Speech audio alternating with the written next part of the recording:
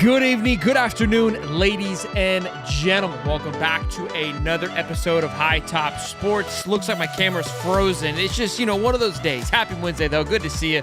Welcome back to another episode, of course, to the best day of the week. Got an exciting show in store for you guys today. Neil Blackmon will be joining us later on to talk about the addition of Boogie Flan, the new point guard, five-star guard from Arkansas. Massive transfer. What does this mean for the Gators? Back-to-back is basically locked and loaded here. How does Florida get there? Obviously, we're going to talk about that. Florida baseball's hunting right now. The basketball team's in Washington. And then we're going to talk all things a little bit Florida football. The quarterback room gets some love from PFF. DJ Lagway, some progress on his arm. And then some Heisman talk, which I'm sure this Heisman talk and DJ Lagway, it's already started. It's going to continue to ramp up as we get closer to the season. And I can only imagine what's going to happen with summer OTAs, rock and roll, and they're seeing this young man just absolutely zip the ball around the football field. But without further ado, our co-host for the evening, Mr. David Swalderquist, joins us, ladies and gents. Good to see you. How you doing, big guy? Woo! What a wild week, man. We got a commit from Jameer Perez. Also got a commit from Boogie Flan. I mean, I'm feeling good. I got the double lane chain on Wednesday. I mean, I feel like a brand new man sometimes when I come in here and I log into the stream and it's Wednesday and I consider it a Friday because it feels like a Friday when I'm on High Top. But I just feel refreshed every time I come on here. But as I say, every episode, baby, it's Wednesday, it's High Top. Let's get it. Let's go. Gives you a second win for sure to get to the rest of the week. I'm feeling kind of blah today. I'm trying to work my way through it, try to get through the juices and get the show rock and roll. We're a little late. I was in shambles trying to get some things rock and rolling. So first day, we were gonna have Ben Troop join us to talk about his thoughts, his perspective of the team, but something else came up, so we weren't able to talk to him. But we're all good. We'll rock and roll, and then we'll have, like I said, Neil joining us at the top of the hour to talk about this basketball team. Massive additions here with AJ Brown, Xavier Lee, and of course now Boogie Flan, essentially just replacing that entire backcourt of Walter Clayton, Elijah Martin, and of course Will Richard. You kind of start asking the question, is it better? I mean, these guys coming in have the ratings and the stars much more than those three names that I just mentioned. And we'll talk about it when we get to Neil. On paper, yeah, I think it looks a little more intimidating than what this team looked like last year. I'll have my thoughts and opinions about it later on in the show. But man, Todd Gold and the boys, they're cooking. If this is what the basketball team is able to do with the wind beneath their wings, essentially, if this football team sparks like everyone's talking to next year, by golly, man, it could get sexy real quick, which fires me up. Yeah, imagine that. Like, what was it, a year ago we were talking about Billy Napier almost getting fired, and then Todd Golden. I mean, they get to the tournament, they lose the first round. I think it was, Colorado or Colorado, yeah. It was Colorado.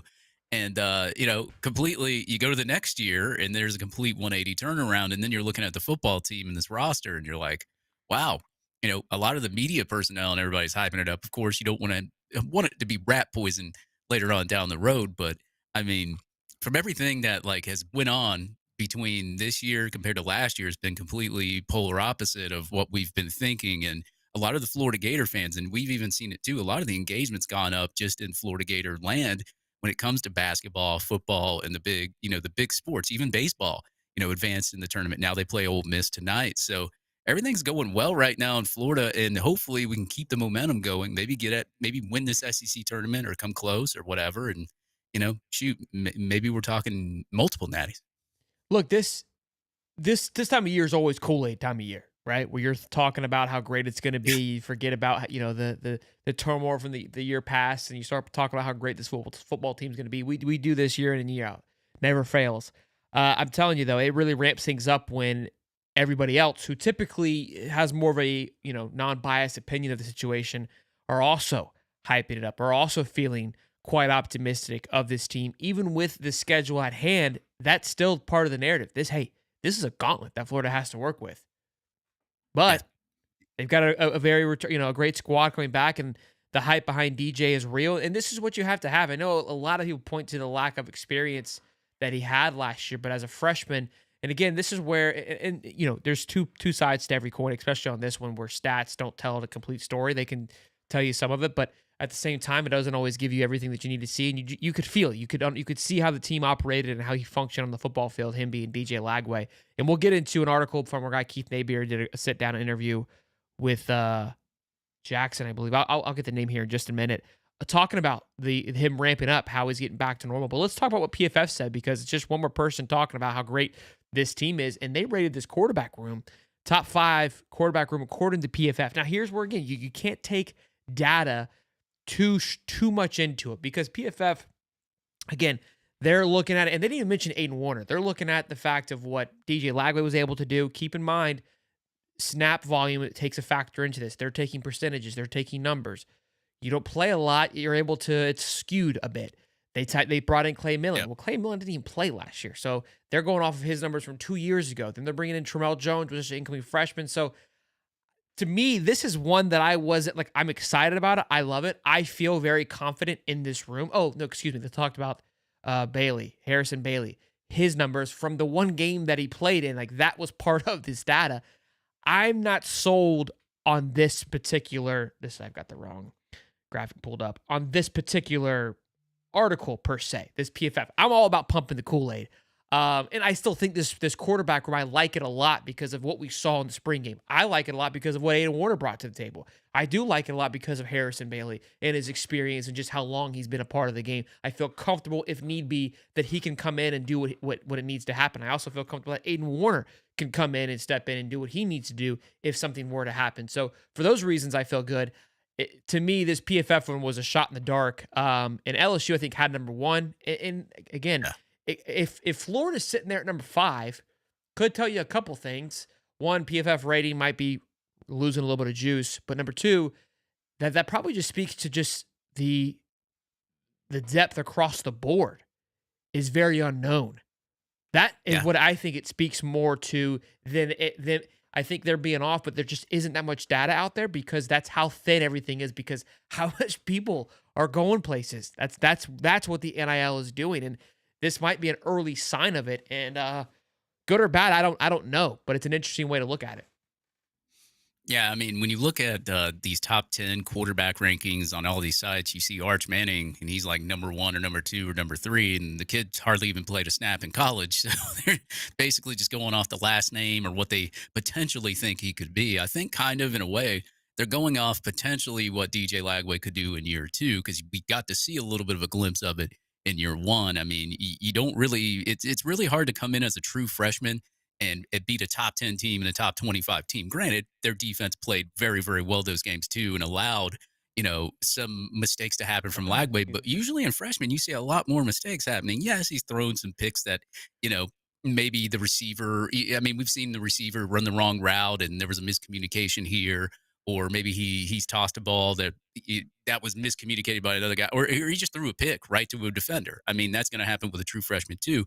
And when obviously when a true freshman learns more of the offense and can sit there and be in that offense throughout spring, throughout fall, be that starter, you learn more of that offense and you're able to know where these routes are coming from, how they're ran, the timing of them all that kind of stuff. So when he gets that down and he gets more brain knowledge of that, he's going to be a better quarterback. It's just how much better will he be in 2025. And I think that's what a lot of people are writing on, is the fact that DJ Lagway is only going to get better. I think it's more of how much better he gets his sophomore year, because you're still going to get a junior year out of him. You're going to squeeze that one out. He's still going to have a lot of good wide receiver weapons the very next year after he plays this year. You're going to have to do some O-line, D-line work whenever that year comes too, because a lot of those guys are going to be leaving to go to the NFL. So I think the potential of DJ Lagway is skyrocketed, and a lot of people are buying into it. Now you got backup Harrison Bailey, who he played very well in his bowl game against Washington when he was at Louisville. That's the only real big data you got on Harrison Bailey. He did well in the spring game, threw for 363, 67% completion rating. Granted, these were against second, third string guys, but still, that's what you want to see your quarterback doing against second and third string guys, because you're going to need a confident backup to come in. And I believe he'll probably take that second spot with Aiden Warner and all that. But I mean, to see him ranked up there in the PFF rankings and some of these other sites, it makes you feel good, because I think a lot of these sites and these experts see the potential in it, and it could get good. It could be that, but we also kind of got to take a step back a little bit and say, hey, look, he's only going to be a sophomore this year. How much better can he really get? But Also, when you factor in all the returning starters, I mean, that's really it's a really good thing to have. So I think, I think they're spot on a little bit with the I guess the assessments and the way and the weapons that DJ Lagway has. I would assume that if we did not have the wide receivers that we do now, I don't think Lagway would be ranked as high. So I think it's a collaboration of The just line as everything well. I think the returning, the line and pieces weapons. around him. Yeah. Correct, It's a correct. So very, I very think that seniority feel around him, senior feel around him. A lot of experience coming back surrounding DJ Lagway. When you have yeah, that combination of a ton of experience with the line, some of the wide receiver play, the running back play, it really allows for a young, thriving quarterback to step in and kind of just be himself. He doesn't have to do too much. yeah, Where you do see a lot of young guys getting thrown to, you see it more in the NFL, where like a Bryce Young, right, gets thrown into just a complete dumpster fire and has to make things yeah, work. Jaden Daniels is a great example, I think, where he possessed the talent, but was thrown into a pretty well constructed system. They are missing one piece, and was able to really go out there and do his thing. So it's similar, I believe, in this one. Look, is the room a top five room? I don't know, because there's it's so unknown. Is the concern for me? well, I think the upside, though, like I you said, is through the roof. I don't mean to cut you off here for a second, but Cole Kubiak actually did rank our running back room like the number one running back room in the SEC or something like that, or nationally. Number one, So yeah, I mean, yeah, I think a lot of people see what Jacoby Jackson did, what Jaden Ball did, and how much the running back can help a quarterback out too. I mean, you don't have yeah. to play as hard if you got two beasts of running back that they both average at least mid fives, like average running backs, and especially for them to have it be their first year as a starter, I mean, those average yards per carry are only probably going to get better, especially with the returners on the offensive line. So I think it's just a collaboration of everything and just a multitude of like just having that core, just all those guys coming back. I mean, it's you got to think, man. Like if you're an outsider looking in, you're not a Florida Gator fan. You're going to look at this team, and if you have the knowledge of know what this team could possibly do, you're like, man, Florida could probably be really tough next year. It's not good. Again, when we already drink the Kool-Aid, we already pump the sunshine, and everyone else is kind of starting to feel the same thing. It's only making this worse. And here's the thing: somebody said, "Have we asked ChatGPT?" And I was like, "This is a great question. Why haven't Oh I asked God. ChatGPT how Florida's going to do?" Look, these ChatGPT is my baby. Here's what they said: offensive strength, DJ Lagway emerged as a dynamic quarterback in 2024. The running back duo of Jaden Ball, Montrell Johnson. Obviously, they got that wrong. And Jacoby Jackson provides depth and versatility in the backfield. Defensive considerations. The defense, under the guidance of co-defensive coordinator Ron Roberts, aims to build upon late season improvements from 2024. Here's where it says projected performance. Given the combination of returning talent and a strong recruiting class, correcto, the Gators are projected to improve upon their 2024 record. Analysts suggest a realistic expectation of 9 to 10 wins, positioning Florida as a contender in the SEC East and a potential participant in the New Year's Six bowl games. Clearly hasn't updated its playoffs projections yet. So, 2025 Yeah. season is an opportunity for the Florida Gators to reassert themselves as a powerhouse in college football. So, ChatGPT is not, is very unbiased, and they like what they see or read or heard or however they consume its data about this team. Yeah, I mean, if you're firing on all cylinders as a team, say Florida comes out with their hair on fire, game one, two, three, all that other kind of stuff, and you know, they play really well and against LSU, and then they beat Miami. A lot of people are going to think that man, this team's going to win 9 to 10 games. I mean, you look at Georgia; they had some struggles when they lost Carson Beck last year, and Carson Beck had his struggles anyway. He's off to Miami. They got a new starting quarterback that hasn't started. I guess he started a few games in the playoff, but Gunnar Stockton, he was good in high school. Like if you look at his high school stats, they're ridiculous. So, how does he come into the new Georgia Transition. system in transition and transition to college? I mean, he could be throwing darts all over the place and we don't know it. So I think there's a lot of unknowns, obviously, with how the season. This is all preseason talk anyway, because like I've seen teams that were ranked really high and not talked about wind up being in the top 10 at That's the how end it of works, baby. the cycle. But like sometimes it doesn't happen. Usually if you got all the talent, you're going to win a lot of games. I think Florida, with their schedule, obviously it's hard, but I think there is a way to squeeze out 9, 10 wins out of schedule, possibly get into the playoff. The Uncle Lou joins us, our biggest fan. Always love to tune into our shows. It's May and June, Florida fans, time to shine before the season starts and reality sets in again. Lou, you could have called in. He didn't have the kahunas to call in, though. So we had an opportunity for us to hear his beautiful voice today, but he didn't want to do it. Yeah, you know Before what? We have a voicemail line and a call-in show, and I don't ever think I've seen him on he either. calls in on the call-in show. He does do the call-in show. Okay. Not the All right. yeah. Well, he needs to leave a message because, he needs to stop being a wuss. DJ Lagway for Heisman. This is really going to get Lou fired up. Now, look, this was a clip we're going to play from 247 here and listen to what they're having to say. Look, again, I said Lagway Heisman. That conversation is going to be in full effect until the season starts. That's just the way that it goes. But take a listen to this. DJ Lagway, Florida. And here's the thing, looking at all these guys, I don't know if there's one player that impacts winning more for their individual team than DJ Lagway. There is a lot of concern around him not participating in spring. What is that going to look like? Is he going to be fully healthy by the time he gets ready for OTAs in the fall? For all intents and purposes, that's what we believe, is that he will have a clean bill of health. Florida's an experienced team. They kind of sat back. They were pretty much idle in the transfer portal. They bring over J. Michael Sturdivant. They did some things on defense as well. But that shows the level of confidence that they have in their returning roster. And DJ Lagway is the guy to make that go. I think if you were to make a counter argument to DJ Lagway, it falls very much on the heels of Florida's got a gauntlet of a schedule. But if Florida's sitting at 9-3 at the end of the day, you're looking at DJ Lagway with some huge opportunities at LSU, at Miami, Texas, Arch Manning at home. You get Georgia in Jacksonville, and then you're on the road at Ole Miss. There's some room to make some noise there. I wouldn't be surprised if Florida's a 9-3, 10-2 team. And if that's the case, how can you live in a world where DJ Lagway's not in the Heisman conversation? Here we go. Let's talk about it. So 9-3. That was when Jaden Daniels won the Heisman at 9-3 at LSU. Oh, by the way, that was not Chad GPT that said that, by the way. That was not. No, that was not.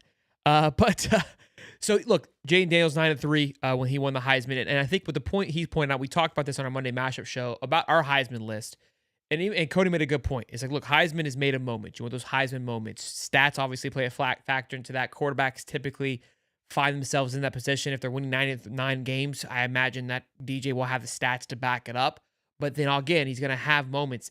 Texas at home, at A&M, Georgia obviously always a big one that's in the limelight, at Ole Miss, Tennessee at home. These are games where you can really make a name for yourself and have a big moment and really kind of set that campaign. Again, I don't care for Heisman's. I don't rather for a championship. But look, the reason why we talk about it, why it's important, is because that's just the expectation. This is what people are expecting from the Gatorade Player of the Year just 2 years ago coming out of high school, his impact to this football team and what it's able to do. So, look, the reason I play these clips and why I love playing these clips, because obviously as a Gator-esque fan-based show, we are going to have a more biased perspective on it, as we always do. That's what we're supposed to do. And I've kind of gotten annoyed with just the banter on Twitter with Miami fans especially.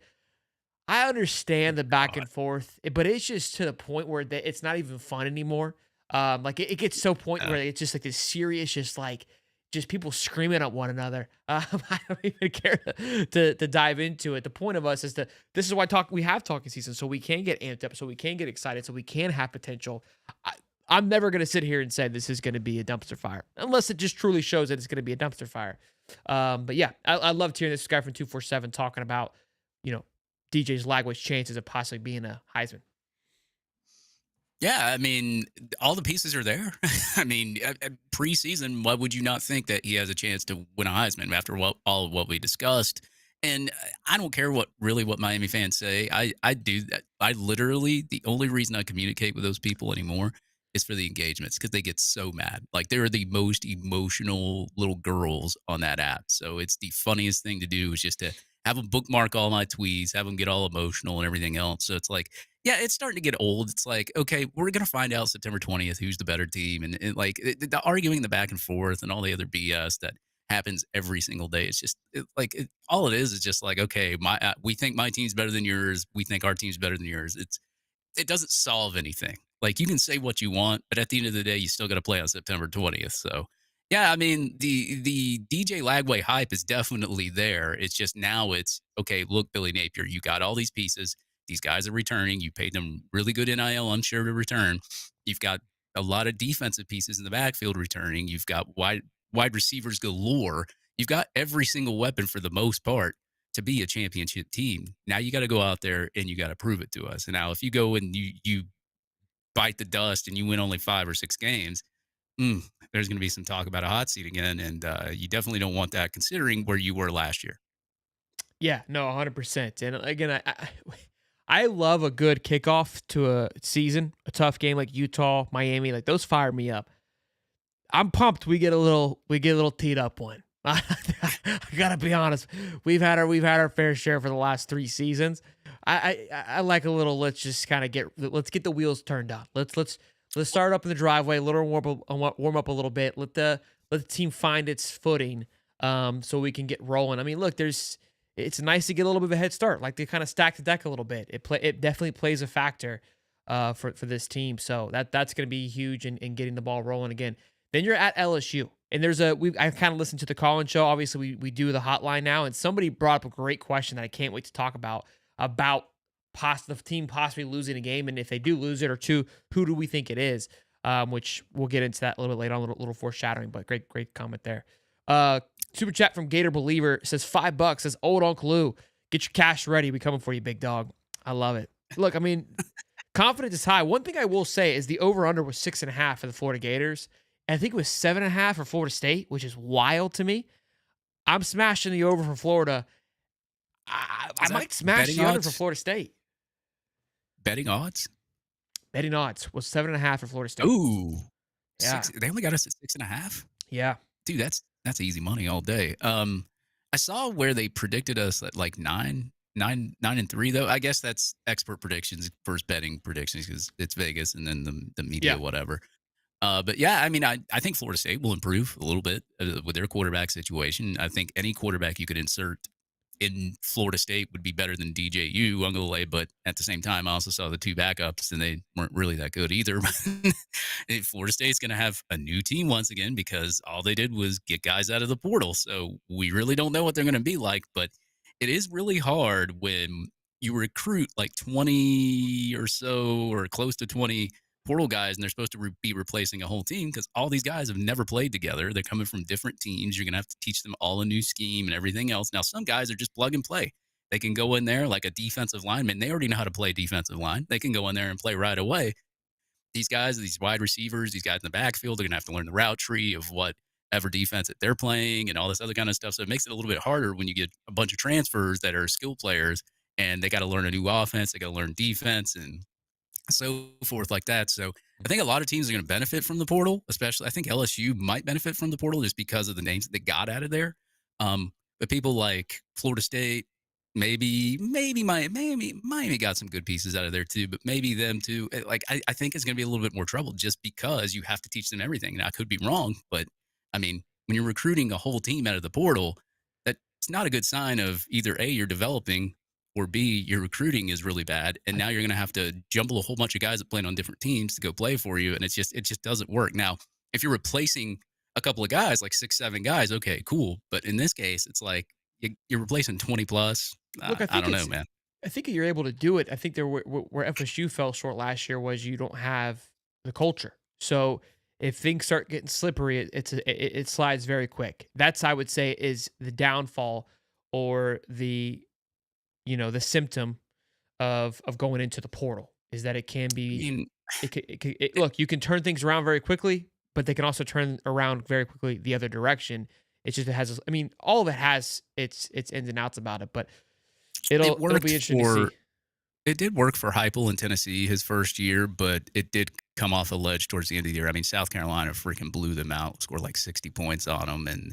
But it did improve Tennessee. I mean, they were, hell, they weren't even a great team. And then Heupel comes in and gets a bunch of these guys out of the portal, these Hendon Hookers and all that. And yeah, they were able to do some work. So sometimes it can improve in that aspect and that scenario. But most of the time it doesn't work out most of the time, maybe 20%. Our guy here, Keith Nabier, sat down with Derek Jackson, CEO and owner of Legacy Sports, to talk about our guy, DJ Lagway. He says, and I quote, his full velocity is back. He has a pitch count, but there are no limitations on what types of throws he's making or how far he's throwing. That was a quote from him. There's always improvements made. Footwork base, arm rotation, but DJ's a special player. to be honest, he's never been fully healthy last year. There were a bunch of things he fought through just to be able to perform at that level. He did. A lot of those little things had adverse effects while he was trying to throw without pain. It's fixed. He's healthy now. He's going to have a full arsenal. People have not seen his full arsenal, not even close. I'm looking forward to seeing his upcoming season. He talks about a few other things too, about who he's worked with and whatnot. But just great information. Again, we kind of we've had chapters of this DJ Lagway arm saga, if you will. Obviously, it started off very bumpy, and Mark Long really kind of had fun with that. And we had a fun off season where we discussed if he was going to get it amputated or not amputated. We go into the spring game. Obviously, at the end of the spring game, it's he's good. He's back in order. I think we won't drop any names, but one of our guys spoke with someone on the staff, and I'll leave it at that, as close as you could possibly get to the staff. And that person said that, hey, he is good to go. He's fantastic. They kind of discussed, obviously surgery or letting it rest, and rest was obviously the option. And there's no concern. They're all good and where they're at with it. But Neil Blackmon just joined us. We'll come back to this because I want to continue to talk about. I don't want to keep Neil waiting any more than he has to. So we'll bring him in and talk about the hoops because I know he's only got a little bit of time. Ladies and gentlemen, Neil Blackmon joins the show. How we doing, man? Good to see you, Neil. Woo! Hey guys, thanks for having me. No, sir. And I'm always good with DJ Lagway shoulder talk is fine. I mean, look, you can give us your thoughts on it if you want to chime in. Head and shoulders. I hope he's okay. I love it. Well, Neil, man, we usually have your counterpart on it, and Fawcett, my guy, he was an absolute treat during the season, especially towards the end there. We were using and abusing him, trying to learn what basketball was there at the end of the season. A lot of Gator fans were trying to figure out what a foul was. Dave especially trying to learn the rules. Yeah. And now we're big fans here now, Neil. So we're rocking on. I know you guys have a great podcast together. If you want to talk, we'll talk about that. But man, massive pickup with Boogie Fland. What are your thoughts on that? And how does he fit into this team? Well, I think there's like three dominoes that kind of had to fall for Florida to really have a shot at defending their championship. The first one was Ruben Chinyalu had to come back, and that was the most obvious one that people expected to happen, but it's still important, right? Sure. The second one, because he's the anchor of the defense. The second one was they had to get another playmaking guard to play next to Xavion Lee. And so to go out and get the best one in the portal, I think, obviously that's incredible. But what I love is the way that they're going to complement each other. Like, I love that Boogie Fland is a guy who – so both these guys can create off the dribble. Both of them are content to have the ball in their hands. But Xavion Lee is an elite pick and roll guard. He's going to be a high-level assist guy in the pick and roll. He, creates for teammates that way.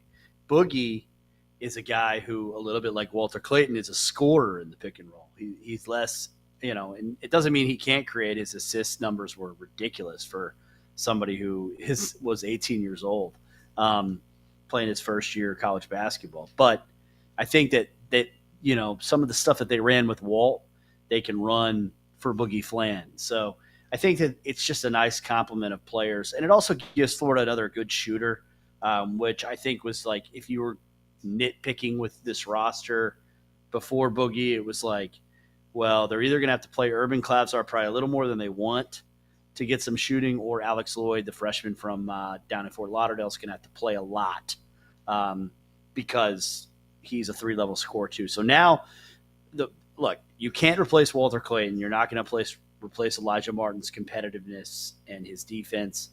And then Will Richard, I don't know what more you could ask for in a Florida Gator in any sport, right? And replacing that type of leadership, all that's going to be really hard. But Florida goes from having one like genuinely, truly playmaking guard on their roster in Walt. Now, he was the best one, but they go from having that to having legitimately three guys who can create off the bounce and dribble in Boogie, Xavion, and Alex Lloyd. the ability of Florida to score in the backcourt now is going to be really fun to watch. So I said at the beginning of the show, on paper, these names appear to carry more weight than, let's say, at the beginning of the season, Walter Clayton, Elijah Martin, and Will Richard carried, right? Is that fair to say, one? And then part two, as exciting as that is, the thing, and you kind of just hit it on the head, there's a part, and this is what I think every great team needs. You got a guy, Will Richard, who bleeds the orange and blue. Walter Clayton plays unconscious. Like, you can't teach that. Yeah. And then Elijah Martin is just, and they hate when I say it, but he's a dog. Like, he just tears you up. And sometimes you can bring in all the talent in the world, but those are key pieces to making a run like we saw in the big dance.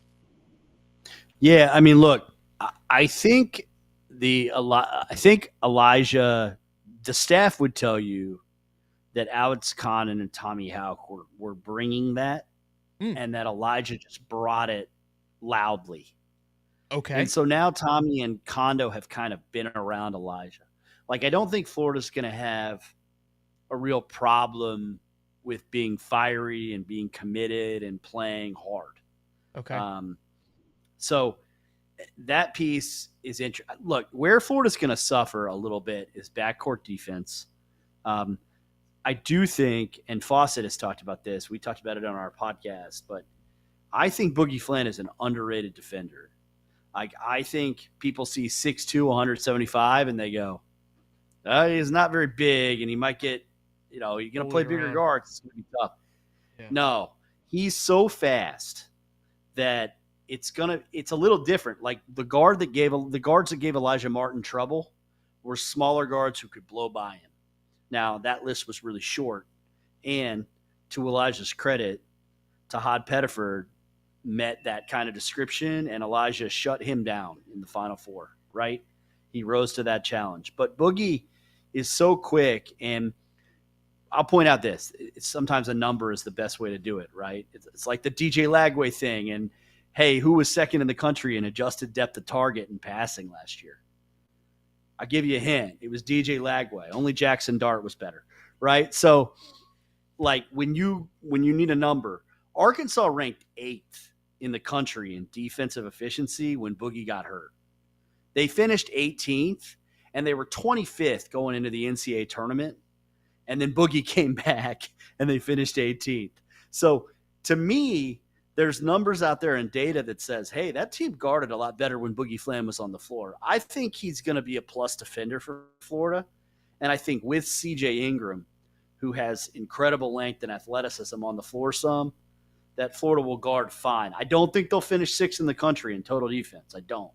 But I think if they're top 20, that this offense actually has a chance to be just as good, which is preposterously frightening. Is Condon back? Well, he's got 4 workouts left. Okay. So talk to his. You talked like he was back. I was like, hey, would today. I miss something? Did I miss a beat here? Yeah.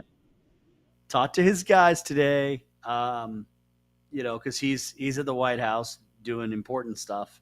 Sure. And he's getting his America on, and they told me that he has 4 workouts and that he's going to do them all, and then he'll decide.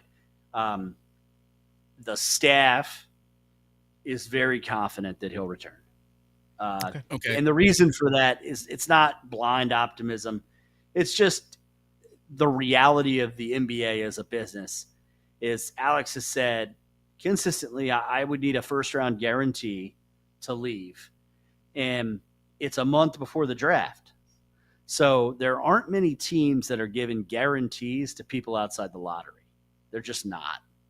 And so barring something very unusual in the business of the NBA, I think Condon returns. Similar to Boogie, that injury towards the end of the year hurt him, right? Because of just, and Yeah. I said this, like he was, and Fawcett kind of came in and explained it because he was very one-dimensional in the tournament. Look, the guy grinded. He played with everything in here, but was very limited in what he was able to do. Got bullied a lot. And look, injury or not, that's what you see as a scout, right? You see, like, hey, like you really lost all your gas when you got an ankle injury. And regardless if it was an injury or not, you played, you were healthy enough to play, and it's still concerning.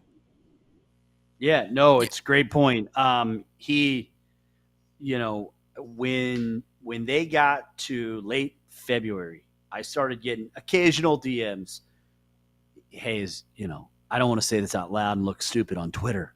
Can they win the national championship? And my response was, if they do, one of two things is going to happen. Either Walter Clayton Jr. is going to go on an otherworldly heater, or Alex Condon is going to be ridiculous, and maybe both. And it ended up being, I was right about box one, right? But I was surprised that they won when Condon was very good against. Who was he really good against? Maryland, right? Yeah. Even playing a little bit hurt when he came back in the second half, I thought he was excellent. But yeah, I mean, and then he was fine in the national title game, arguably his best game after the first half, where he was kind of a walking turnover. And I think with Alex, the thing was, like you said, a lot of it was the injury, because it wasn't like I heard people saying, oh, he got sped up in the national title game. And I don't think that's what happened at all. I think he was tentative. I think he was afraid to be aggressive. Yeah. And the reason that he played so well in late February and before he rolled his ankle again was because he played aggressively, and he wasn't afraid. And he, because he finished 48% on putbacks, 2-pointers. NBA scouts are, I'm sure, been killing him about that, saying you've got to finish better when you do get your offensive rebounds, because otherwise you're kind of a unicorn. I mean, you shoot 35% from three. There aren't a lot of 6'11" dudes who are 7 feet in shoes that shoot that well. I mean, there's people like me, 6'11". Yeah. That's it, man. But look, so he has stuff to work on. He's already a guy that projects as a starter in the NBA. And that's the thing. So, it's about, is he a fifth starter, or is he a guy who could threaten to make some all-star games and play in the league for 10-plus years? That's cool. That's cool to hear for him, and cool that we have that. Dave? Yeah, I was just going to say, I guess you can kind of relate it to football, because I'm bigger football guy, and I don't really know the gist of how the NBA draft works. I know a little bit about it and how the lottery works and all that kind of stuff, but a lot of these kids now with NIL, they're like, man, I could stay back and make more money NIL wise than going into the draft. And a lot of these kids are choosing to come back now. Of course, I know me and you talked in DMs a little bit about it too. But it all almost makes sense, with how you've explained everything, especially on the show, that you would want to come back in that scenario, especially if you're going to make hopefully another national championship run, Final Four run. Of course, we'll see. I mean, when's the 4 workouts? Yeah, they'll be done by May 20. No, they'll be done by May 24th, which means May 24th, end of the week. A couple of them are nowish. Which, hey, all that's. I mean, what's scary, and to your point, the transfer portal and NIL, the combo of it has made the sport of college basketball better. I was just about to say that. I feel like the NIL, the NIL and portal has made basketball better. It's still figuring itself out in college football, but it's crushed. Yeah. It's perfect, because what was ruining college basketball before was just the one and dones. There was no reason to play college ball. It just was non-existent. There was no path. It was just these guys are the best, and you would just get burnt. Now, because of the opportunity to stay, to make more money, to grow your stock a little bit, you're not just getting lost in the sauce. And because of the portal, you can crush it here and then go be seen. When before you would be crushing at Iona, and that was it. You just crushed it at Iona. Walter Clayton 3 years ago would have never made it in the NBA, no matter how good he was, because nobody would know who he is. He'd probably end up in Europe somewhere. I think that's 100% true. And the other thing I'll say about it is, 5 years ago, think about the guys that are coming back. And Tahad Pettiford hasn't decided yet, right? But Otega Owe, going back to Kentucky, those guys are gone 5 years ago. Gone. Yeah, Condon potentially coming back. How's gone. Boogie Flan. Probably Tommy Howe. Maybe he's the unicorn that I just like college, so I'm going to stay. True. But the point is, 8, 9 out of 10 of these guys, Alex Caravan at UConn, are you kidding me? Playing his senior year after winning 2 natties. Like, look, the reality is that these guys are all gone. But now in NIL, they don't have to go play in the G. They don't need to play in Lakeland in the middle of February, making the G League minimum, man. In front of 4 people. Yeah, like that's, and 100%, like it's not necessary now. So the bet on yourself part used to be you bet on yourself and you'll go to the G League, you'll kill it, and you'll latch onto an NBA team. Or you'll go to Europe and you'll make a good living for a while and then you'll come home. Well, now it's like my bet on myself is, hey, I'm Boogie Fland. I was the best player on the floor at the McDonald's All-American game in 2024, not named Cooper Flagg. And I'm probably a pro if I don't get hurt. 5 years ago, 100% he's gone. He just deals with the second-round draft pick. Now he bets on himself to make north of $2 million for the reigning national champs. Whew. Unbelievable. Unbelievable change in the sport. Did Queen from Maryland, did he enter into the draft? Yeah, he is. I would like to see him come back. I think he could have used another year. That's just a personal preference. I'm glad he's gone. Would have been fun to watch him. That's for sure. I think that's the one part like even Cooper Flag would have loved to see him come back, but that's like he dominated. Like you got to go. There were a few. Enough. Yeah, there's still a few guys that are just so good. Like I think Cooper Flag in his heart of hearts would have loved to play another year at Duke, but there's something about that competitive where it's like I want to go in for the school, especially how close they were. 100, and there's like why but he's not going to do that, of course. But the point is like all these guys that are now like from like the fact that people could say I might get drafted in 20 to 30, but I'll go back to school. That's amazing. Yeah, that's huge. Any more potential pickups here before you go of just more buzz talk that we could pull in? I think probably not. Like, I think if there is another player, it'll be an international type prospect that they take a chance on. There was discussion about Ben Henshaw, who was another guy who was at the NBA Combine. I think there are 2 prohibitions on that now, maybe even 3. Like, one, Texas Tech, it looks like they might lose Darian Williams, and I think they have money to spend and they can pay Ben Henshaw what kind of his market value would be as somebody who played professionally in Australia and was very good.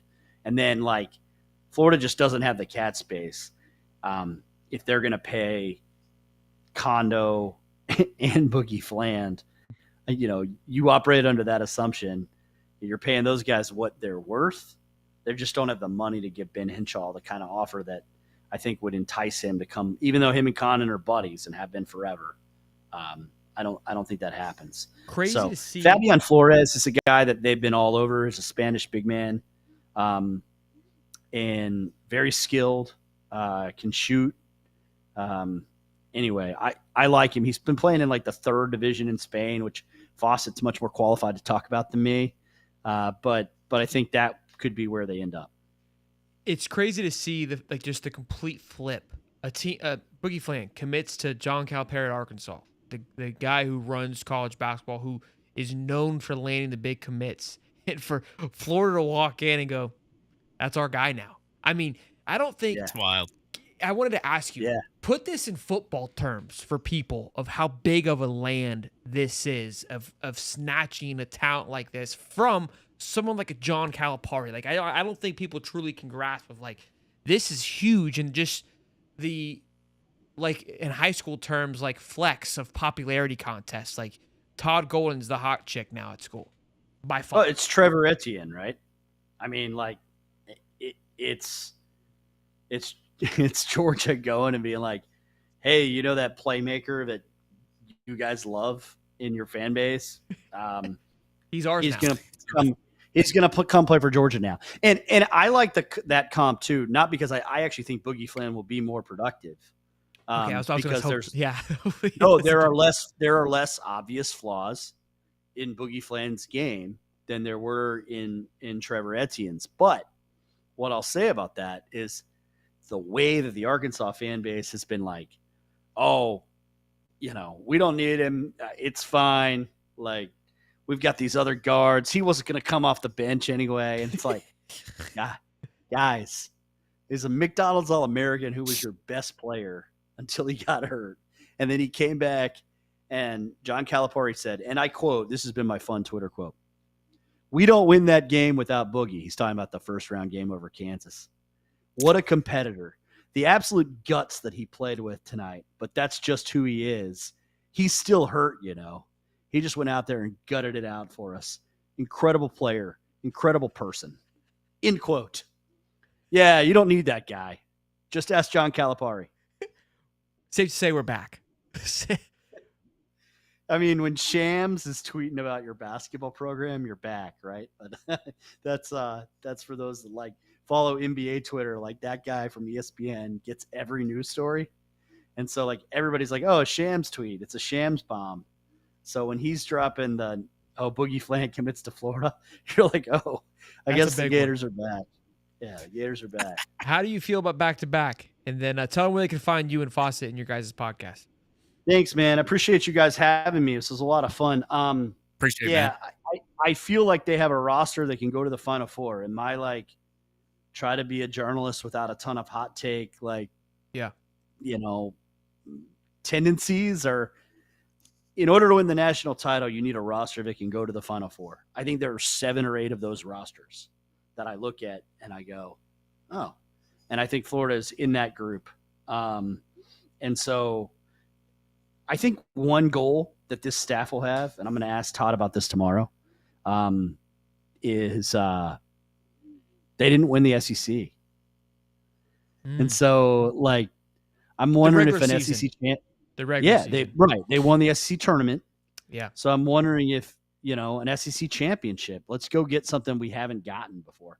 It'll be interesting to see if that's kind of something that Neil, that you can have as many SEC championships as you want. Auburn can have them all. If I can have. Oh yeah. I mean, don't get me wrong. I don't think anybody trades any of the trophies they got for it, but it's good to have those goals when you're trying to defend something. I think you got to enjoy. Focus. Otherwise the pressure can get kind of overwhelming. The hype, what's the next thing? So for Florida, maybe the next step is winning a regular season SEC crown. I don't know. Follow us at Florida BB Hour on Twitter, and listen to our podcast. Subscribe at YouTube and also our Patreon, patreon.com/Florida BB Hour. I appreciate you guys. Yeah, appreciate it, Neil. I appreciate you coming on. I mean, we've been trying to get you on for a while. Finally, we were able to do it. So glad we could. So glad we could do this, and hopefully we can chat again. Anytime you guys want to talk Lagway, let's do it. Yeah, no, this has been great, man. I love getting to talk to Fawcett during the season, and you as well. Just I love the game of basketball. We haven't talked about it too much, but obviously when it's hot, you got to talk about it, and I think it's going to be a hot commodity. I mean, obviously football will take its place here in a couple of months, but football or basketball is going to be a big one to watch come November this year. I mean, it was this year, but even more so this year because the expectations are going to be through the roof to repeat. 100%. And Gator Twitter is going to burn themselves down like they did this year during the basketball season, like they did for baseball.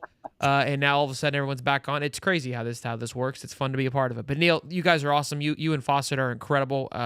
Go listen to their podcast. These gentlemen are dialed in with their knowledge way better than us two doofuses right here. Yeah. So I put you both of you guys at the top of basketball coverage. I appreciate you, man. Thank you so much. And love what you guys do. Thanks, man. Hope we can do this again soon. No question. Go Gators, boss. Absolutely.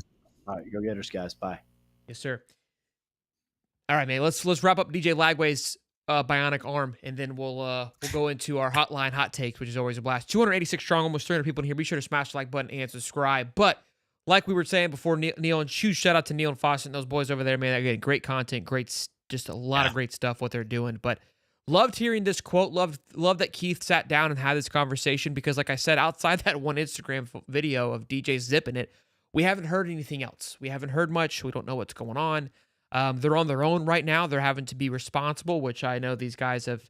Lagway carries himself at a very high level. I'm sure he's doing just fine. I don't need to check in on him, make sure he's hitting his throws and doing his reps. But it's good to hear that, things are progressing and going in the way they should be and that he's healthy, which we already knew. But like I was saying before Neil called in, we had the inside scoop that spoke to someone who was part of the staff, and it was actually the information that we got from the coach. I thought was very interesting that he has to know that this person's going to go and say something. Now, that would it get back to us? I don't know, but it was just kind of again, we've heard it, but to hear that coach say that, yeah, look, surgery was definitely on the table. They wanted to go through the more natural route, and it paid off. It paid dividends because of just how long it would have taken if surgery, wasn't in the question, which obviously that's not kind of breaking news because that has been rumored up and around, but yeah, I think they were happy with how they handled it and how it's going, and again, how he's feeling so far. And it's crazy to hear all the stories of how much he really battled last season. We just knew about the hamstring, right? That was kind of the big focus because we saw it happen. And he still, outside of when it happened, didn't really look like he was too hindered. It was almost as if, like, I'm just doing this so I don't get hurt. Yeah, I think if it was terribly bad, Lagway would have had the surgery immediately right after the season. I don't think it's as bad as, I guess, Mark Long put out there or whatever. But I mean, if you're very comfortable about like a quarterback and one of your main starting quarterbacks who's going to lead your team in the next year, and you say, hey, look, we'll do it the rehab way and we'll see what happens. And then everything turns out fine. Look, we've had JP Tillman on this show. We've had other guys on this show saying, hey, look, he's fine. I mean, I don't know how much more confirmation that you would need out of all that kind of stuff. I remember us getting called out about it, saying, oh, it's just his quarterback coach. He's taken out for it. And then all of a sudden you find out he's fine and he's throwing anyway. But yeah, it's one of those situations where it's like, look, you're going to make the smart decision about it because this is your starting quarterback. And obviously the accolades, what he did for you at the end of the season. I mean, a coach was trying to save his job at the end of the season. I mean, this kid came back and helped him save the job. You talk to the family, you get their decision of what they want to do. I mean, this wasn't just a decision from DJ Lagway. This was like a decision from the coaches, from the family. I'm pretty sure the family had more of the say in anything that happened. But I mean, you got a lot of people making that decision. And if they feel like that's okay and it turned out to be okay, I wouldn't really worry. The thing I think you do want to worry about, though, is if maybe there is some sort of other injury down the road during the season, not related to that one. Maybe, somebody comes by and clips Lagway and he's down, and then you got Bailey coming in. Whoa. You got it. All right. You're cut off. You're cut off. So mute him. What I'm saying is that's just the normal worries that you have in a season. Anybody's going to have that worry. I mean, I think Texas fans would be worried if Arch Manning went down this season, or if Miami. Think about if Carson Beck goes down. Okay, enough with the injury. Stop. What are you doing? Yeah, but that's what I'm saying. No, quit saying it. Stop saying it. Normal. No, it's not going to happen to us. It's not going to. You have to stop. You are out of control right now. I don't know if the chains are too heavy and your neck's starting to cramp up, but you got to relax. You can't be saying those things. That's bad juju. I never said it was going to happen. Okay. We're just going to happen, Miami. Don't do Carson Beck's going now. All right, good stuff, boys and girls, about DJ Lagway. Let's dive into a couple things. Big announcement we've got coming up here in the next month or so. Really excited for this. We're teaming up with some other great Gator content creators in Stadium Miguel and Gators Breakdown to do a independent Gator Media Day. Still kind of force, I would say, what I want to say? Pitchfork this, I guess you could say. Great idea. Phenomenal idea. Love this thing a lot. Super pumped for it. I think it's got massive potential to be a really cool thing and a reoccurring thing as well. Look, there's going to be other Gator content creators there. We're kind of, I guess you would say, the hosts, the big ones. We're looking to do like a Q&A session, like a panel, where all of us are up there chit-chatting, hanging out, just giving our thoughts, our perspectives, takeaways, etc. We're working on getting players there, obviously, to come talk with us. Then we'll have our own separate booths. We'll probably be doing a live show. You come meet, greet, say hi to current Gators, past Gators, all those great things. Get autographs, meet us if you want to see us. We're looking to get, food, all kinds of, fun things going on there on that weekend. I try to tag it up with a golf tournament. It didn't work out. That doesn't mean we're not going to do one, but I was trying to double up the weekend to really bring this thing all together. But $25 is where tickets start to get into this thing. It's going to be at Magnitude Brewing Company on July 27th at 1 p.m. I believe that's a Sunday. So Again, Yeah. more details will come out of who's going to be there, how it's going to play out, but it's going to be a fantastic time. I think it's going to be following Media Week from Florida and them, so I think it's a cool opportunity. I think Florida is such a massive brand. We've got so many great content creators, and I think it's why it's so coming up with this idea was phenomenal. Of like, look, if the SEC can go have their own media day, so can Florida, because that's how big this brand is. That's how fantastic it is that we can come together and give our fans, right, what the SEC and the other, the big brands do for everyone else. Why can't we do that? So we're gonna do it on a, I wouldn't say smaller scale, right? Because we want to do it big, but on a more of a quality controlled scale is how I'm looking at it. So Call Me Old Fashioned says I'll get Dave's autograph. I mean, come on, Come on, baby. I met So it old should be- Paul Neal. I think I met him a long time ago. I think when you were like first set up at the social on the Yeah. roof. Yeah, he was helping me. Yeah, I Always think- helping me out. Yeah, that was him. Yeah. Camera guy. He was your camera dude. Yeah, I mean, it's going to be fun. I'm going to try to make it out there. Of course, I've got a long drive. I've got a 400-mile drive. I'll have to take off Monday off of work, but I'm really going to try to make it out there because it looks exciting, and I know a lot of the You'll be fans there. are probably, I more than likely You're gonna be have there. FOMO. Yeah, you'll be there. I'm going to have FOMO. I'm going to have a lot of FOMO, but yeah, I mean, luckily I have very lenient bosses at my work, so I don't really think that would be an issue. But it's going to be a fun trip, man. Like I always like the trip down there because I get all hyped and I get all pumped because of either it's a game or I'm doing something or whatever. I'm just going to be in Gainesville around a Then you're bunch of people depressed because on I'm the way very back. yeah, I'm a very social guy, so I like to talk to people and stuff like that. But now it's like the ride back, I'm just like, man, Atlanta traffic, this sucks. But like just being down there, like Easy. it makes up for it makes up for the drive back. So I think it's gonna be pretty cool, guys. Come on out, man. I mean, it's only $25 for a ticket, pretty cheap. I mean, we're gonna have a bunch of people there. It's gonna be fun. It's gonna be I guess you could call it a spectacle if you want to, but it's gonna be really fun, man. Can't wait. I'm pumped. Absolutely. T-Dub 37, $5 says just now getting out of church. How y'all guys doing? Doing well, man. Appreciate you copping in here, Hallelujah. T-Dub. Good to see you, big guy. Mr. Wiggs, $5 says a sitting U.S. Wiggs. president said go Gators today. It's great to be a Florida Gator. Let's go win the Natty Boys. Great presidents alive. Greatest president alive. Okay. Listen, awesome stuff there to see the boys at Washington, man. It's been a while to see one of our teams there. So cool stuff there. High Top Rook, $5. 2025, 2026 is going to be magical for us. It's been magical already. We keep riding this wave. And then $2 from boy T-Dub once again says, I've been working on the High Top jingle song to sing. I love it, man. I love it. Yeah, we were hanging out in Gainesville during the spring game, and he said, "Man, I'm gonna have to think of a high top intro or something to sing." So I was just like, "I'm gonna hold you to that. I want to hear it." So he's actually got a really good voice, man. If you guys haven't heard some of his singing, he does a lot of stuff. I love it. I'm afraid. Hey, how many voicemails are you seeing right now on yours? I just want to make sure I got them. I'll have to load it up real quick. I have Let's 7. see. I've got 1, 2, 3, 4, 5, 6, 7.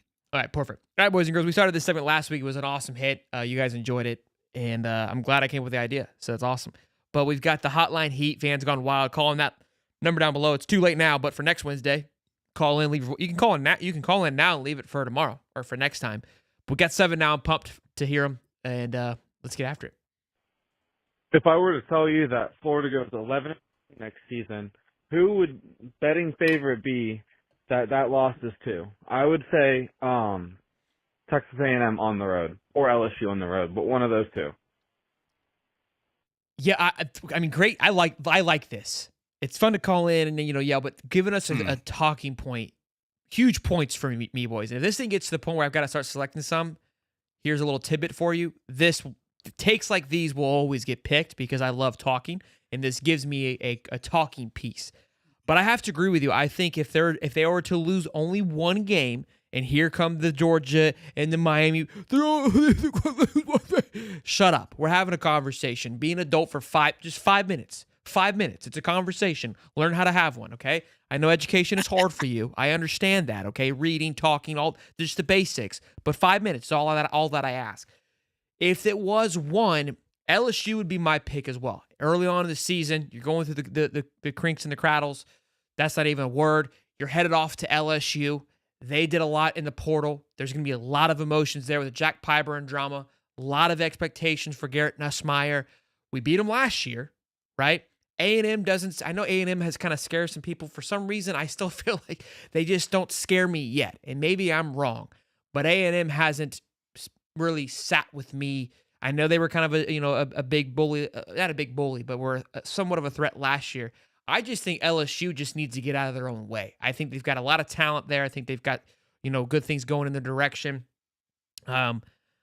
Maybe that's not the greatest pick because now that I'm thinking about it, I don't know. I know, Georgia's always going to be a tough game just because of, but that game doesn't scare me as much as some other games on this schedule do. Texas doesn't being at home. Yeah, I'm going to stick with LSU. Dave? Great call. Yeah, I'm going to go Tennessee. Just kidding. They suck. I'm going to go probably LSU with you too because I'm looking at the schedule and I'm like, Texas. Now, I will say Texas is probably the second team in line that I would pick. I just don't know what's going to come out of Arch Manning right now. I have no clue, but they got talent galore on that roster. And I think that, if Arch Manning stays healthy, can get some experience under his belt, if he looks good, I could consider Texas being one of those teams. But right now, if you just look at the schedule preseason, with the experience that you have with Nussmeier at quarterback, what they did in the portal, what they did in recruiting with some of the top 5 classes they've gotten, I think LSU talent-wise is going to be one of your tougher teams on the schedule because I'm looking at it. You got Mississippi State, you got Miami, you got Texas A&M, Georgia, who they haven't looked that great. And with that quarterback, you got Kentucky, you got Ole Miss, who could be on a revenge tour here. I mean, Ole Miss, Austin Simmons, I've been really high on him. If there was a game that I think would be third in line on the road or second in line on the road, I could pick Ole Miss and Austin Simmons just because I'm really high on him. I think he's the best pure passer. He's going to be one of the best pure passers in the league next year, I believe. But, they don't have the talent they had last year from the portal either, so you don't know what's going to come out of that. But everything else, I mean, you got Florida State. I mean, come on, Tennessee, Kentucky. I don't know. That's the one loss I picked. I'm going to change it since you picked the same one. I think I'm going to go with Georgia. And the reason I say that is because Georgia's had our number for the last couple of years now. And although they obviously, again, we're saying they lost Beck, but Gunnar Stockton, I mean, they didn't have to do much on the offensive side of things. I think they still are able to reload that. And again, it's in the middle of the season. You get Kirby some time to watch over this team. I'm changing it simply due to the fact because of you picking LSU to make this a little more fun. But I think that team actually would be one to watch out for too. And look, I want to beat them. I think we can beat them. But if I had to pick one, I think that team's still going to be tough to beat. Here we go. Next call. Our voicemail. Can confirm Dave's shoulder quest is actually taller than he appears. Hey, there you go. See, Hi, I just wanted to let everybody know that Sheldon uses hair product on his eyebrows. Is that Mark? Hey, I know that voice. I know that Mark? voice from somewhere. I'm going to put his phone number out. Should we put his phone number out? All right, here we go. Yeah, if you're gonna call in and talk smack, make sure you block your number. Oh, is this me? Hey guys. Hey, everybody live? Oh, perfect. Hey, good afternoon. Good evening to you. Oogie boogie woogie. Here is my hot take. We will finish second place in the SEC right underneath UGA after beating them in the regular season. Lagway, however, takes us to the promised land in the playoffs. Boogity, boogity, boogity, boys. We ready to repeat for the college basketball national championships. We are the champions. Let's go. Whoa! That sounds like he called in on a Friday night. Yeah, that was incredible. That was yesterday. That was last night he called in. Buggity. I love it. That was awesome. This was a suspected spam. We play it anyways? They just called in. They just called in. Let's play it. I just saw that, yeah. Make sure you block the Oh, is this me? Oh, that was boring. They were playing us. Must have dialed the wrong number. Yeah. All right, here we go. Hey, High Top Sports. This is Portal God Todd. I'm so good, I may be getting Michael Jordan to come out of retirement to play for the Gators next year. Gators stay hot. Let's get it. I can't believe Todd Golden watches the show. That's incredible. I can't either. How incredible would it be if Napier obviously will never come on the show, but if he just called in? What if he just called in and left a voicemail? Kurt, you can call in too. I think we should get the Napiers. We should tag Napier Bros. Call in, leave a voicemail. That's not asking for much. Do you know what I mean? Like Nah, I feel like that would yeah, be I think- that would be cooler. That would honestly be cooler than the voicemail. Like Well, just hear you're already part of the family. that's what I'm saying. I feel like as a nephew that I could, like my Christmas gift, just call into Hotline. Somebody else just called in just now. Oh yeah, there is. You refresh Look, it? we're popping up. I see it. I see it. Oh, dude, I'm scared. Here, let's play it. Hey, Shelton, it's Chad Hayes, your fireman. What's up, buddy? Quick question. Do you have any concerns with our interior D-line this year? I personally have us going 9-3. I do think we get a playoff berth. I think Lagway is going to take us to the promised land. But I am a little concerned with losing Cam Jackson and Desmond Watson. So what's your thoughts on our interior D-line? And what is your official final record prediction? Thanks, man. Ooh. Oh, the calls are coming in now. They're fired up now. Oh man. Oh man. Great, I keep getting email alerts from like different numbers. This is awesome. Look, the concerns on the interior line. Look, for me, Big Dez is. I love Big Dez, and I think that he played a huge role, or a role, I should say. I think he's much more replaceable than people want to give credit to, and that isn't a shot towards him. I just feel like we've got a lot of young talent in there that I don't feel as concerned about that particular position. And with Cam Jackson, I mean, that's such a special talent. Obviously, went third round in the NFL draft, phenomenal player. But I think Jamari Lyons, we heard about what he can do. There's a lot of expectation for him. Yeah, I think in a way, we are similar to last year with more upside. That's my perspective on it. I think we're coming in kind of with the same type of impact of thinking what we can do. I think that we were excited last year because of what Cam Jackson, but you still have Cam Bakes coming back. Then you bring in Jamari Lyons, and then I think that younger group that is stepping up, I've been hearing a lot of great things about them. I really think that it has the potential to be even better if these guys are progressing like we think they should. So, yeah, I think that, anytime you lose a guy, that's always going to hurt, like a Cam Jackson. But I think that it can really ramp up to be something special. And my record, I think I love 10-2. 9-3, 10-2 is a sweet spot. The reason I say that is just, look, it's going to be a long season. You got a lot of tough teams, but I think that's a healthy place to be. Yeah, I mean, you look at somebody like Jamari Lyons. Of course, he was hurt the whole year, had that big injury that you don't know how he's going to come back and how he's going to be in the system and get over the health part of that whole thing. But I mean, you see a lot of these kids, especially these young kids, they recover pretty fast now these days, especially with the advances that they have in medical technology. I think Jamari Lyons has a chance to even be better than Cam Jackson in a way. I mean, just by the fact that how long he's been at Florida. Obviously, as I said, the injury. You also have Micaiah Burrow that's been there for a while as well. He's a sophomore.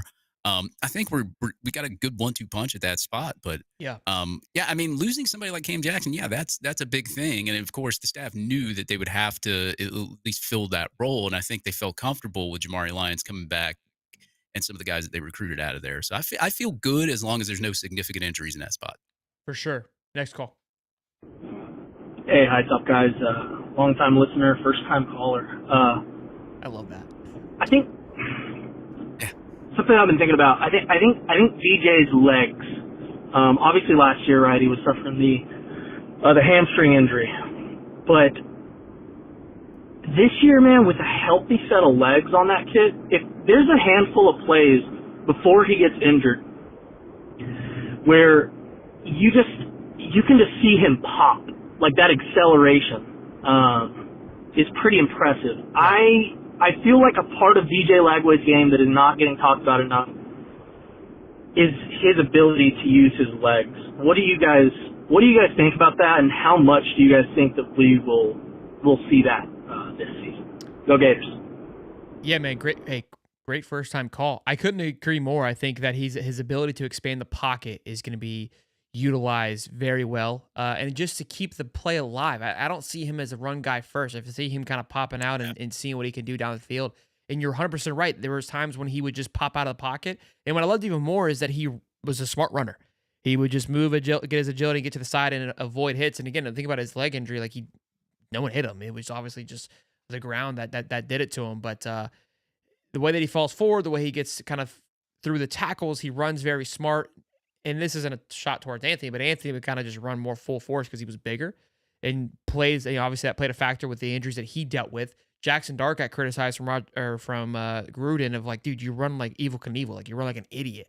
And there's a time and a place when you need to do that. At times, Mertz did it, obviously getting injured with the collarbone, like, and you need it, right? You want that. You want your quarterback sometimes just to level. I mean, I don't want it, but it's obviously always fun to see someone do that. It can really ignite a football team.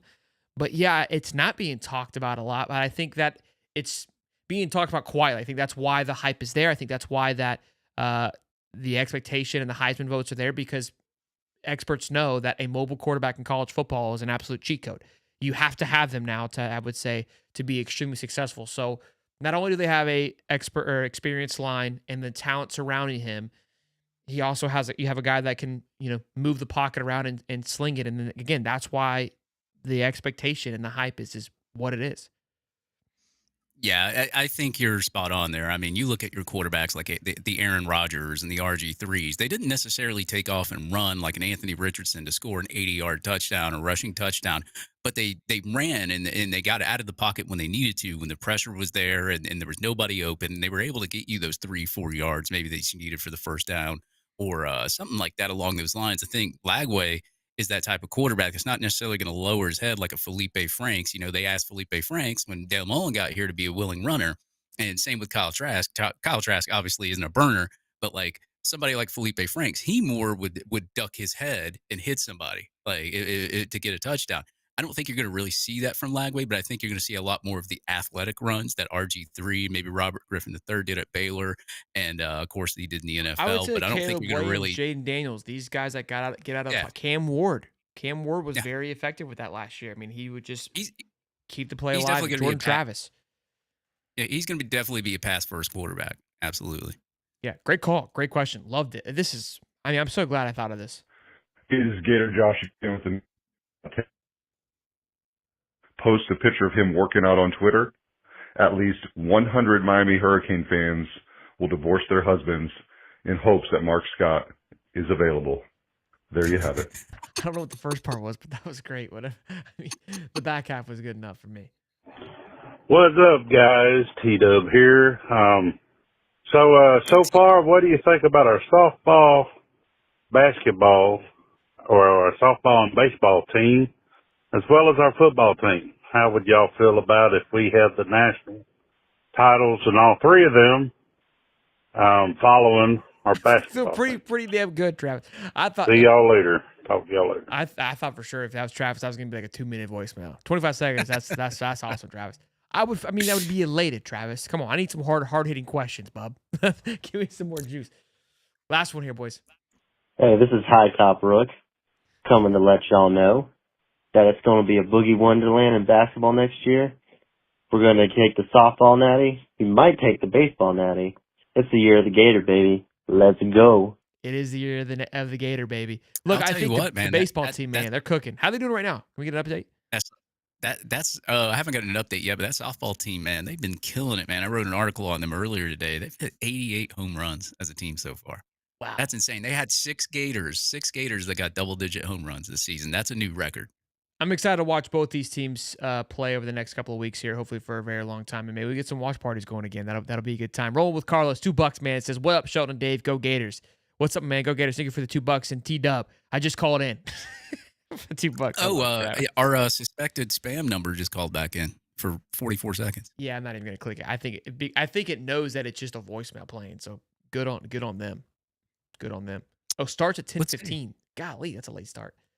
Great show, boys. Great call-in once again, as always. Awesome if it's a idea. legitimate call, we'll save it for next week if it's a legitimate call.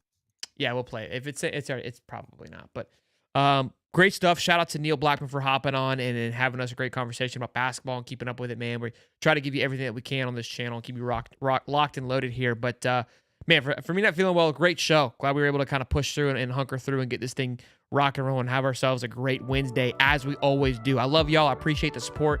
Exciting stuff. I was going to hint. Should I show it? Should we show it? Should I wait? Yeah, show it. Yeah, go ahead. Give him a little taste. We got it. We got the site up, boys. We've got merch on the way. Okay? And I'm pumped about it, man. We've got some great stuff coming. We'll probably get in trouble for some of the stuff, to be honest with you. But, it is what it is, my boy. That's how we do it around here. Let me get it pulled up real here. quick. Read Reaction Magazine coming out Friday. We are in the mag. We are in the magazine, which I am so pumped for it. I love that magazine. It is out on Friday. We'll be pumping that, talking about that all next week. But here is what everyone has been clamoring for. A quick look at the site. Some merch is coming out hot. This is probably one of my favorite shirts here, the High Top Heritage. It's like way too expensive sweatpants, but they looked cool. Sweatpants. Great hats. Here's the shirt that we've all been clamoring for. Gators by a million. I don't know if we're going to get hit with this Gator. It's a Gator that we created ourselves, but I'm beyond pumped for the gear to drop here in the next couple of days. Just getting a few things figured out on my end to make sure we can get it rocking and rolling. I mean, this stuff hits. It's Gator by a million, but on the front, we got some cool designs that I made like months ago, and we just kind of been sitting on it. We got what's even cooler, I'm more pumped about. We got glasses. Good morning, snap. good evening, and good afternoon. See if you guys want to get juicy with it. You know what I'm saying? So, Saturdays for college football. Some great stuff. I mean, some great stuff if you're asking. The socks for Mr. Harris. I'm pumped. I'm pumped about it. We've been working hard, boys. Yeah, We've been out here working. Yeah, man. That merch site is it's gonna take off. I'm pumped. It'll be up soon. I promise. It'll be up soon. Sooner rather than later. Y'all got over 100 likes. I appreciate y'all. Y'all be good. Sit back, relax, get some sleep, get some rest. Let's have ourselves a weekend. Get some golf in. Golf with the boys. Going on little golf trips. I'm excited to have some fun there. Also, shout out to the wife. Yesterday was our 8-year anniversary. I mean, how she's put up with me. She's put up with me longer. We've been together for like 16 years, I believe. Married for 8 of them. And she's incredible woman. Honestly, this show wouldn't be here without her. Let's just put it what it is. This thing don't cruise the way that it cruises without that beautiful woman right there. So shout out to the wifey. Yeah, you have to imagine the sacrifices we make with our wives. So. Oh, they're incredible. They're incredible. Backbone to the show. Y'all be good. I love y'all. Till next time. Peace and love, baby.